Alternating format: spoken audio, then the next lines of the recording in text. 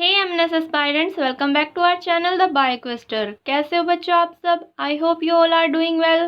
सो guys, जिनका भी अभी सीबीटी स्क्रीनिंग रहता है तो बच्चों कल 13th है और 13th से आपके दोबारा सीबीटी स्टार्ट हो रहे हैं। आई होप आपने अब तक अपनी सीबीटी की इंटरव्यू की प्रिपरेशन अच्छे से कर ली होगी। और आपकी प्रिपरेशन को और अच्छा करने के लिए बच्चों आपके लिए करंट अफेयर्स के क्वेश्चंस लेकर आई हूँ, बिकॉज करंट अफेयर से क्वेश्चंस ज़्यादा पूछे जा रहे हैं। मोस्टली क्वेश्चंस जो होते हैं ना वो करंट अफेयर से होते हैं और इतने अटपटे क्वेश्चन होते हैं कि बच्चों को और याद भी नहीं रहते। तो इसलिए करंट अफेयर्स के क्वेश्चंस मैं आपके लिए लेकर आई हूँ। आई होप ये वीडियो आपके लिए हेल्पफुल हो।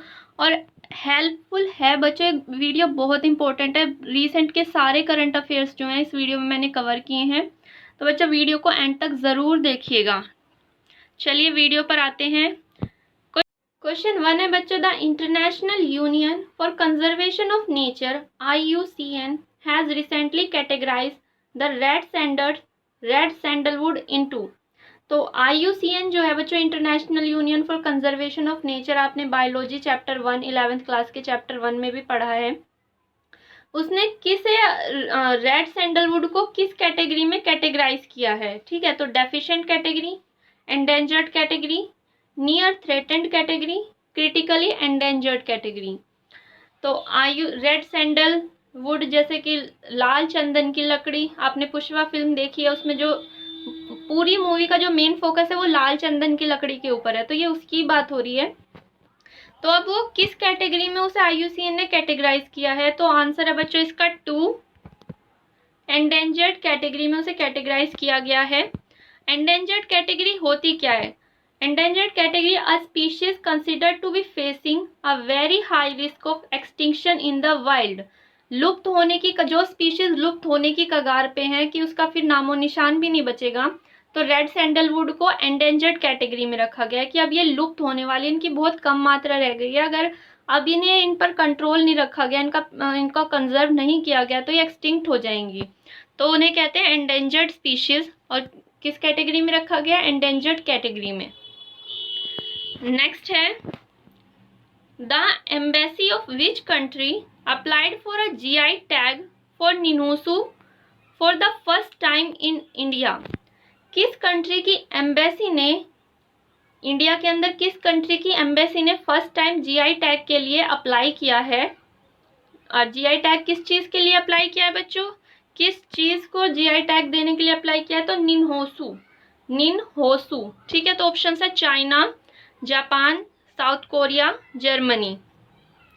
तो इसका आंसर है बच्चों 2, जापान। ठीक है, जापान। तो the embassy of Japan applied for GI tag for Nihonshu, also known as Japanese sake. ठीक है, जापानीज शेक। जापान सोटा जोग्राफिकल इंडिकेशन, जिसे GI टैग कहते हैं, for the first time in India. Japan ने नहीं, इंडिया के अंदर जो एम्बेसी है जापान की, उसने अप्लाई किया है फॉर GI टैग। ठीक है, याद रखिएगा, जापान नहीं, जापान की एम्बेसी जो इंडिया में है, और इंडिया में कहाँ है बच्चों? दिल्ली के अंदर। दिल्ली के अंदर जापान एम्बेसी है, उसने अप्लाई किया है GI टैग के लिए। किसके लिए? निनहोसू, जिसे जापानीज शेक भी कहा जाते हैं। और GI टैग रजिस्ट्री है कहाँ पर?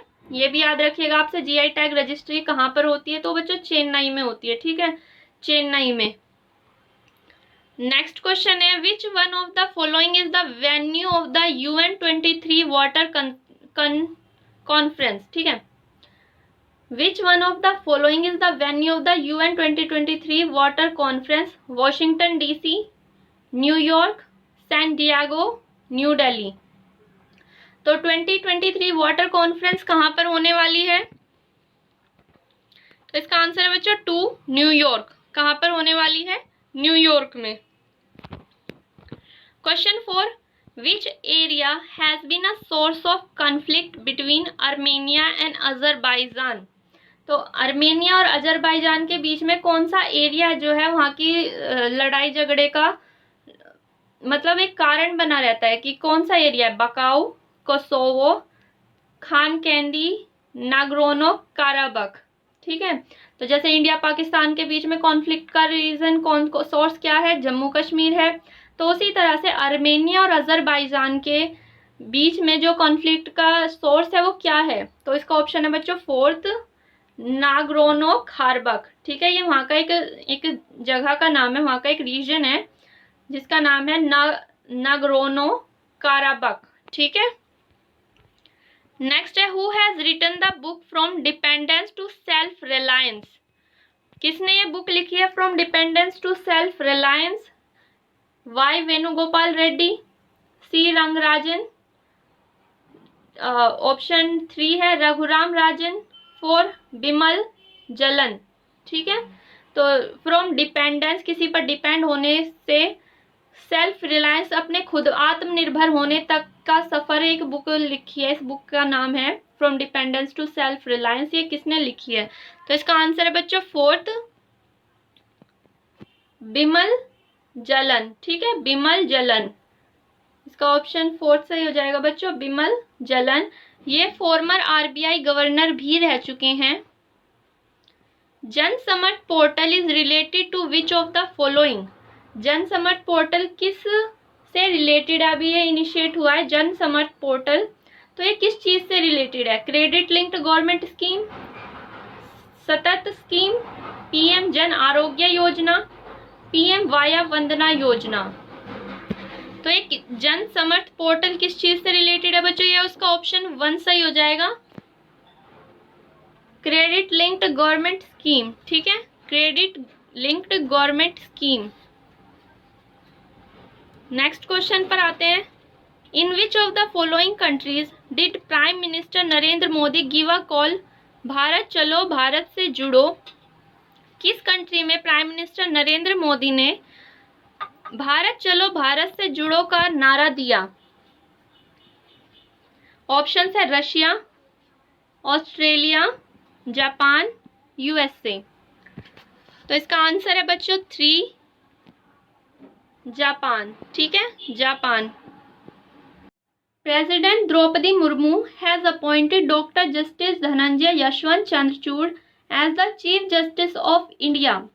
अब ये क्वेश्चन आपसे जो अभी पीछे सीबीटी हुए हैं उसमें पूछा गया था कि चीफ जस्टिस ऑफ इंडिया बताना था, आपको उनका नाम बताना था। रिसेंट में जो चीफ जस्टिस ऑफ इंडिया हैं तो उनका ऑप्शन आंसर था बच्चों डॉक्टर जस्टिस धनंजय यशवंत चंद्रचूड़।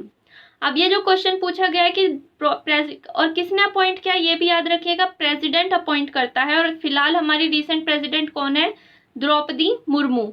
तो जो उन्होंने चीफ जस्टिस अपॉइंट किया है वो कौन से नंबर का चीफ जस्टिस है? तो ऑप्शन है 50, 51, 40, 49। तो इसका आंसर हो जाएगा बच्चों 1। ये 15th नंबर के चीफ जस्टिस बने हैं doctor Justice Dhananjay Yashwant Chandrachud. Next question पर आता है Basohli painting has got the geographical indication tag. Basohli painting belongs to which state union territory?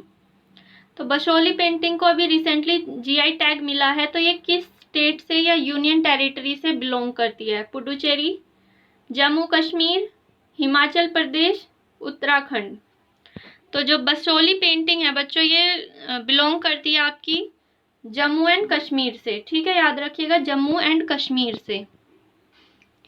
Next है India's first PM Mitra mega textile park has been set up in Virudhunagar Tamil Nadu, Gorakhpur Uttar Pradesh, Indore Madhya Pradesh, Surat Gujarat.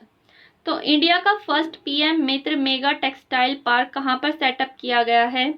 तो इसका answer है बच्चों 1 विरुधुनगर तमिलनाडु। ठीक है, विरुधुनगर तमिलनाडु। पीएम मित्र पार्क की फुल फॉर्म है बच्चों प्रधानमंत्री mega integrated textile region and apparel park. याद रखिएगा प्रधानमंत्री mega integrated textile region and apparel park. Next question है who among the following is not a recipient of the Nobel prize in physics 2022? Nobel prize की video में बच्चों मैंने बताया है कि फिजिक्स के लिए किन्हें नोबेल प्राइज मिला है। उसमें मैंने सारे नोबेल प्राइज डिस्कस किए हैं 2022 के कि हर कैटेगरी में किस किस को नोबेल प्राइज मिला है। तो इसका ऑप्शन हो जाएगा, अगर आपने वो वीडियो देखी होगी तो आपको पता भी होगा, फिजिक्स के लिए जिन्हें नोबेल प्राइज नहीं मिला है वो है option 3 Klaus Hasselmann. Klaus Hasselmann बाकी Alain Aspect, John F Clauser, Anton Zeilinger को फिजिक्स के लिए नोबेल प्राइज मिला है 2022 में।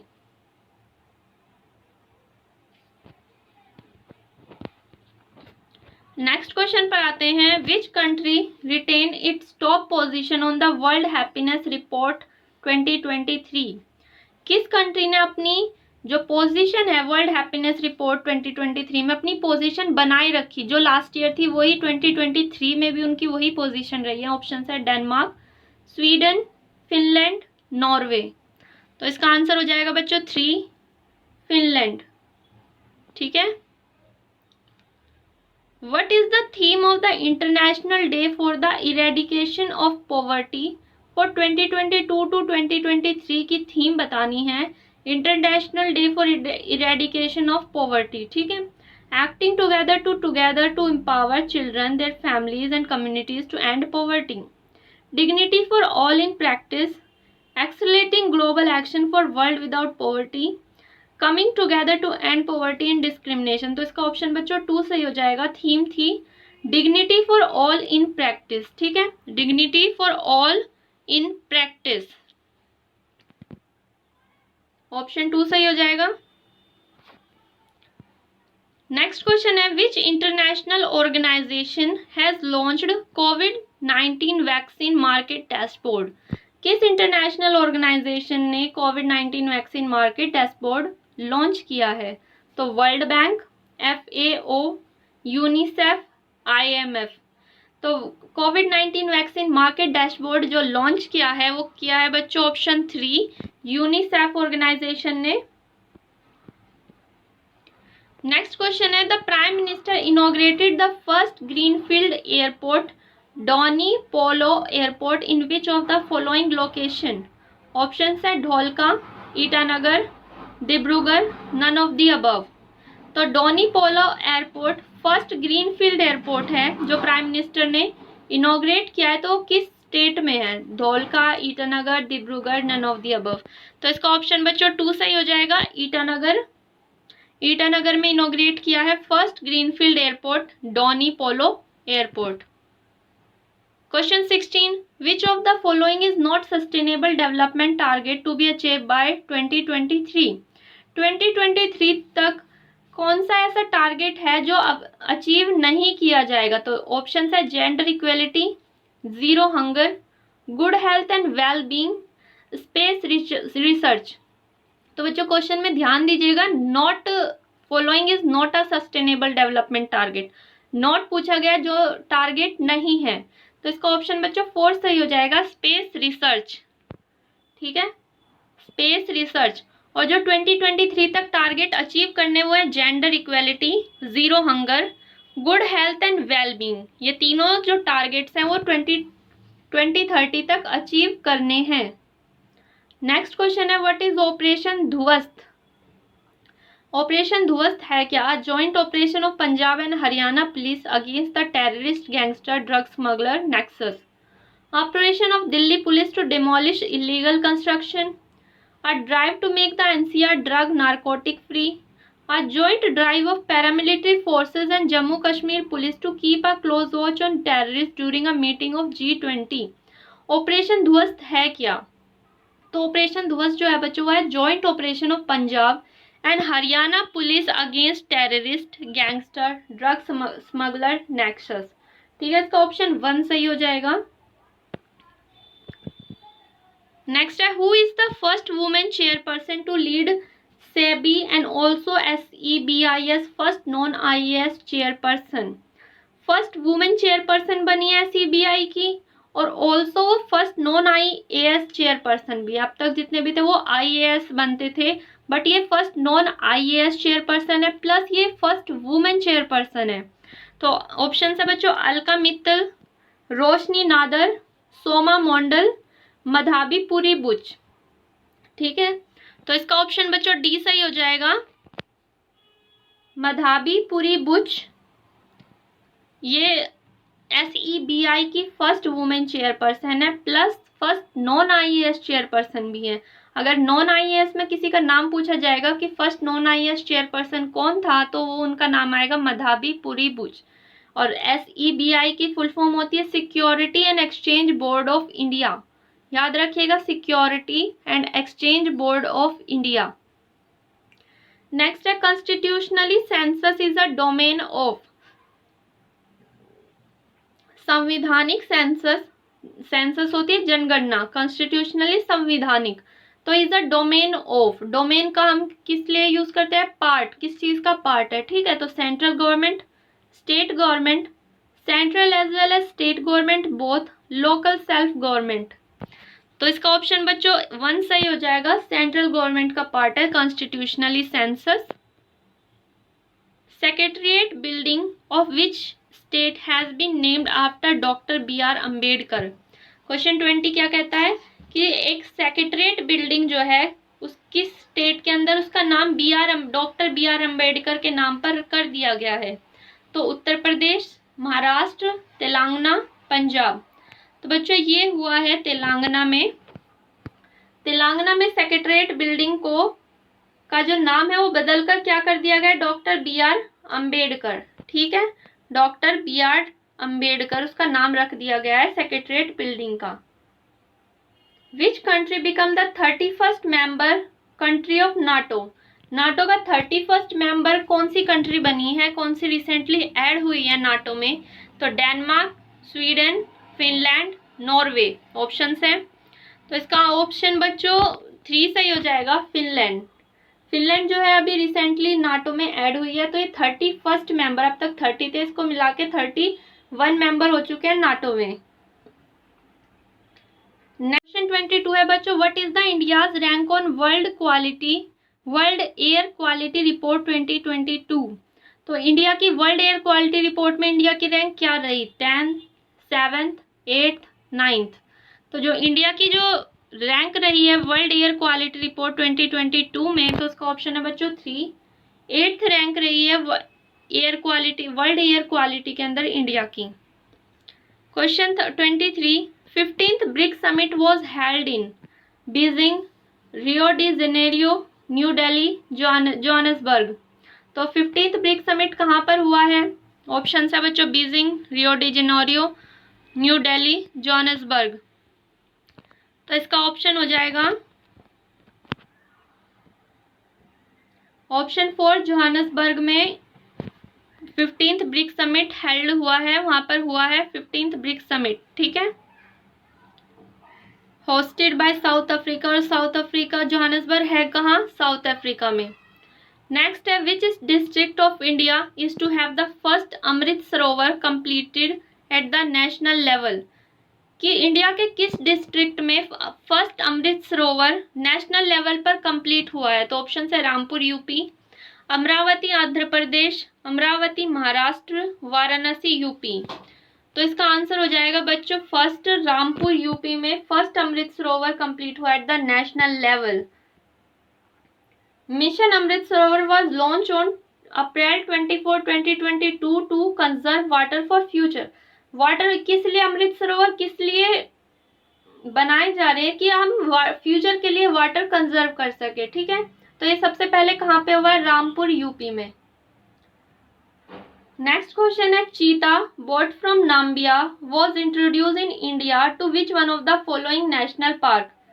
जो चीताज नाम्बिया से लाए गए हैं इंडिया में, तो वो किस नेशनल पार्क में रखे गए हैं, Kaziranga national park, Keoladeo Ghana national park, Keibul Lamjao national park, Kuno national park. तो बच्चों जो चीता नाम्बिया से आए थे उन्हें कहाँ रखा गया है, ऑप्शन 4 कूनो नेशनल पार्क में, ठीक है, कूनो नेशनल पार्क। और ये है कहाँ पर, कूनो नेशनल पार्क है बच्चों MP मध्य प्रदेश में, ठीक है, मध्य प्रदेश में है कूनो नेशनल पार्क। आपसे चीताज नहीं ऐड करेंगे, आपसे सिर्फ नेशनल पार्क का नाम पूछ लेंगे कि किस स्टेट में, तो आप याद रखिएगा कूनो नेशनल पार्क कहाँ पर है, MP में। नेक्स्ट क्वेश्चन है, G7 समिट 2023 वॉज हेल्ड इन। अभी ये G7 समिट है बच्चों, G7 समिट 2023 का कहाँ पर हुआ है, London UK, Paris France, Hiroshima Japan, Washington DC the US। तो इसका ऑप्शन 3 सही हो जाएगा, हिरोशिमा जापान। तो G7 समिट 2023 कहाँ पर हुआ है, हिरोशिमा जापान में हुआ है। नेक्स्ट है विच of the Indian worker receive the WHO global health leader award 2022। किन इंडियन वर्कर्स को रिसीव हुआ है WHO global health leader award 2022 का? तो NDRF वर्कर, कोविड-19 हेल्थ वर्कर, आशा वर्कर, पोलियो वर्कर। तो जो WHO global health leader award मिला है 2022 का, वो मिला है बच्चों आशा वर्कर्स को। आशा वर्कर्स कौन होता है? आपने गाँव में देखा होगा कि जो आंगनवाड़ीज होती हैं, आंगनवाड़ी में जो काम करते हैं उन्हें आशा वर्कर भी कहते हैं, ठीक है। तो उन्हें मिला है WHO global health leader award 2022। याद रखिएगा, बहुत इंपॉर्टेंट क्वेश्चन है। नेक्स्ट है मिशन बुनियाद is an initiative of. Mission बुनियाद किसका इनिशिएटिव है? राजस्थान गवर्नमेंट का, दिल्ली गवर्नमेंट का, बिहार, झारखंड। किस गवर्नमेंट का इनिशिएटिव है मिशन बुनियाद? तो इसका ऑप्शन बच्चों 2 सही हो जाएगा, दिल्ली गवर्नमेंट का इनिशिएटिव है। नेक्स्ट है the theme of India G20 presidency वसुधैव कुटुंबकम और one earth one family one future is drawn from the. जो थीम ली गई है इंडिया की संस्कृत वाली वसुधैव कुटुंबकम, या इंग्लिश में उसे कहते हैं one earth one family one future, ये कहाँ से ली गई है? महापुराण, महाउपनिषद, ऋग्वेद, स्मृति। तो बच्चों ये जो ली गई है ये है महाउपनिषद से, ठीक है, महाउपनिषद। अब ये क्वेश्चन बच्चों बहुत इंपॉर्टेंट है, इसको तो आप बिल्कुल स्किप मत कीजिएगा, इसे याद रखिएगा क्योंकि G20 से एक क्वेश्चन जरूर पूछा गया है, हर CBT में एक क्वेश्चन जरूर पूछा गया है G20 से। तो अब ये वाला क्वेश्चन आप बिल्कुल भी इग्नोर मत कीजिएगा, बिकॉज G20 का टॉपिक जो है मेन टॉपिक है, एक या दो क्वेश्चन जरूर बन रहे हैं, एक तो डेफिनेटली बन रहा है, तो आप इसे ध्यान रखिएगा। और बाकी के G20 के क्वेश्चंस अगर आपको जानने हैं तो बच्चों मैंने 19 अगस्त वाली जो CBT की क्वेश्चंस है, 19 अगस्त से CBT के क्वेश्चंस की एक वीडियो बनाई है, उसमें मैंने G20 के जितने क्वेश्चंस बन सकते हैं वो सारे क्वेश्चंस मैंने उस वीडियो में डाले। अगर आप नए हैं, चैनल पर नए हैं, वीडियो आपकी ये फर्स्ट है तो, और आपने मेरी प्रीवियस वीडियोस नहीं देखे तो बच्चों G20 से रिलेटेड जितने क्वेश्चंस है वो 19 अगस्त CBT क्वेश्चंस वाली वीडियोस में मैंने सारे क्वेश्चंस डाले हैं। वो बहुत इंपॉर्टेंट वीडियो है, उसमें से एक क्वेश्चन हर पेपर में बना है, तो आप वो वीडियो जाकर ज़रूर देखिएगा। और अगर आप बच्चों अगर आपकी ये पहली वीडियो, आप चैनल पर नए हैं, ये आपकी पहली वीडियो, तो प्लीज़ चैनल को सब्सक्राइब कीजिएगा, बिकॉज आपकी फाइनल मेरिट लिस्ट आने तक आपके लिए ऐसी इंपॉर्टेंट वीडियोस मैं लेकर आती रहूँगी और उसके लिए मुझे आपका सपोर्ट चाहिए। अगर आप मुझे सपोर्ट करोगे तो मैं आपके लिए ऐसी इंपॉर्टेंट वीडियोस लेकर आती रहूँगी। चलिए नेक्स्ट क्वेश्चन पर आते हैं, इसका आंसर तो हो गया महाउपनिषद। नेक्स्ट है who was the architect of the new parliament house of India. नया पार्लियामेंट बना है तो उसके आर्किटेक्ट का नाम पूछा है। इससे क्वेश्चन बचे, बहुत इंपॉर्टेंट क्वेश्चन है कि आर्किटेक्ट का नाम बताना है। हसमुख पटेल ऑप्शन है, हसमुख पटेल, बिमल पटेल, बृंदा सौम्या, राजीव सैनी। तो इसका ऑप्शन बच्चों 2 सही हो जाएगा, बिमल पटेल, ठीक है, Bimal Patel. Very important, new parliament house जो बना है उसके आर्किटेक्ट का नाम पूछा है, तो बिमल पटेल उसका आंसर हो गया। नेक्स्ट क्वेश्चन है who among the following recently receive the 2022 Booker prize for his novel the 7 moons of Maali Almeida. Important question है, बुकर प्राइज से क्वेश्चंस बनते हैं, बुक नॉवल से क्वेश्चन बनते हैं, बुकर प्राइज से क्वेश्चंस बनते हैं। तो जो अभी रिसेंटली 2022 में बुकर प्राइज मिला है द 7 मून ऑफ माली, इस बुक के लिए मिला है, the 7 moons of Maali Almeida, किसने, ये नॉवल किसका है? तो Michael Ondaatje, Pradeep Mathew, Shehan Karunatilaka, none of the above. तो इसका ऑप्शन बच्चों 3 सही हो जाएगा, स्नेहन कुरुंतलिका, ठीक है। तो 2022 में बुकर प्राइज किससे मिला है? स्नेहन कुरुंतलिका को, for his novel the 7 moons of Maali Almeida. Next question है the president of India inaugurated the Param Kamrupa super computer facility at which of the following IITs। President of India ने Param Kamrupa super computer facility किस IIT में inaugurate की है? तो IIT Kharagpur, IIT Bombay, IIT Guwahati या none of the above.